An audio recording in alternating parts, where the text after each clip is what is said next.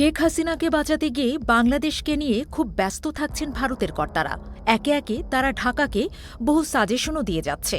তবে নিজের ঘরের কাজটাই যে ঠিকঠাক হচ্ছে না, সে খবর রাখার সময় বোধহয় পাচ্ছেন না নরেন্দ্র মোদী। তাই তো এবার তার নাক কান কাটা গেল। দ্বিতীয় চেষ্টাতেও ব্যর্থ হল ভারতের মহাকাশ গবেষণা সংস্থা ইসরো। 2026 সালের প্রথম মহাকাশ মিশনেই বড় ধরনের বিপর্যয়ের মুখে পড়েছে ভারত। মহাকাশে হারিয়ে গেছে মোট 16টি উপগ্রহ। সোমবার সকালে অন্ধ্রপ্রদেশের শ্রীহরিকোটার সতীশ ধাওয়ান মহাকাশ কেন্দ্র থেকে উৎক্ষেপণের কিছুক্ষণের মধ্যেই যান্ত্রিক ত্রুটির কবলে পড়ে পোলার স্যাটেলাইট লঞ্চ ভেহিকেল।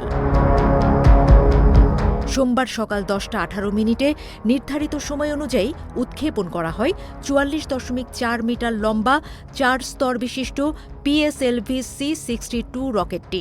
এই মিশনের মূল লক্ষ্য ছিল 1696 কেজি ওজনের আর্থ অবজারভেশন স্যাটেলাইট EOSN-1 এবং আরও 15টি বাণিজ্যিক ও গবেষণামূলক উপগ্রহকে নির্দিষ্ট কক্ষপথে স্থাপন করা।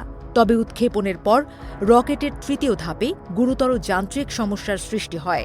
ইসরোর পক্ষ থেকে জানানো হয়, রকেটটির প্রথম ও দ্বিতীয় ধাপ প্রত্যাশা অনুযায়ী স্বাভাবিকভাবে কাজ করছিল, কিন্তু তৃতীয় ধাপের শেষ পর্যায়ে হঠাৎ করে ত্রুটি দেখা দেয়। এর ফলে রকেটটি নির্ধারিত ফ্লাইট ট্র্যাজেক্টরি থেকে বিচ্যুত হয়ে পড়ে এবং কক্ষপথে পৌঁছানোর আগেই নিয়ন্ত্রণ হারায়। শেষ পর্যন্ত রকেটসহ সব উপগ্রহ মহাকাশেই হারিয়ে যায়। মিশন কন্ট্রোল সেন্টার থেকে ইসরোর চেয়ারম্যান ভি নারায়ণ জানান, PSLV একটি অত্যন্ত নির্ভরযোগ্য লঞ্চ ভেহিকেল হলেও এবারের মিশনে তৃতীয় ধাপের শেষ মুহূর্তে অপ্রত্যাশিত সমস্যা দেখা দিয়েছে। তিনি বলেন, তৃতীয় ধাপ শেষ হওয়ার ঠিক আগে কিছু অস্বাভাবিকতা লক্ষ্য করা যায়। এরপরেই রকেটের গতিপথ পরিবর্তিত হয়। আমরা সমস্ত টেলিমেট্রি ডেটা বিশ্লেষণ করছি এবং শীঘ্রই বিস্তারিত জানানো হবে। উল্লেখযোগ্য বিষয় হল, এর আগেও 2025 সালে PSLVর একটি উৎক্ষেপণ ব্যর্থ হয়েছিল এবং সেবারও তৃতীয় ধাপেই সমস্যা দেখা দিয়েছিল। ফলে পরপর দুটি ব্যর্থতা ইসরোর জন্য বড় ধাক্কা বলেই মনে করছেন বিশেষজ্ঞরা। এই মিশনটি ছিল নিউ স্পেস ইন্ডিয়া লিমিটেডের একটি বাণিজ্যিক উৎক্ষেপণ। পরিকল্পনা অনুযায়ী EOSN-1 এবং 14টি উপগ্রহকে সূর্য সমলয় কক্ষপথ বা সান সিনক্রোনাস অরবিটে স্থাপন করার কথা ছিল।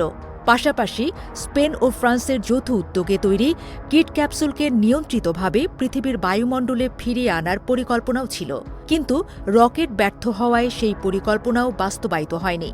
হারিয়ে যাওয়া উপগ্রহগুলোর মধ্যে অন্যতম ছিল ভারতের প্রতিরক্ষা গবেষণা ও উন্নয়ন সংস্থার তৈরি অত্যন্ত গোপনীয় নজরদারি উপগ্রহ অন্বেষা। এই স্যাটেলাইটটি ভারতের নিরাপত্তা ও উন্নত ইমেজিং সক্ষমতা বাড়ানোর জন্য অত্যন্ত গুরুত্বপূর্ণ বলে মনে করা হচ্ছিল।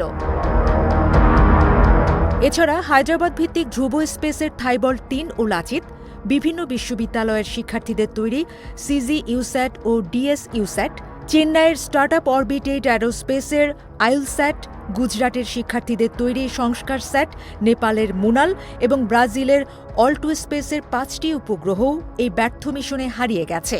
উৎক্ষেপণের আগের দিন ধ্রুব স্পেসের এক কর্মকর্তা PSLVর নির্ভরযোগ্যতার কথা বললেও বাস্তবে সেই আস্থা ধরে রাখা গেল না। এই ব্যর্থতার ফলে শুধু ইসরো নয়, একাধিক দেশ ও বেসরকারি সংস্থার মহাকাশ কর্মসূচিতেও বড় ধাক্কা লাগল।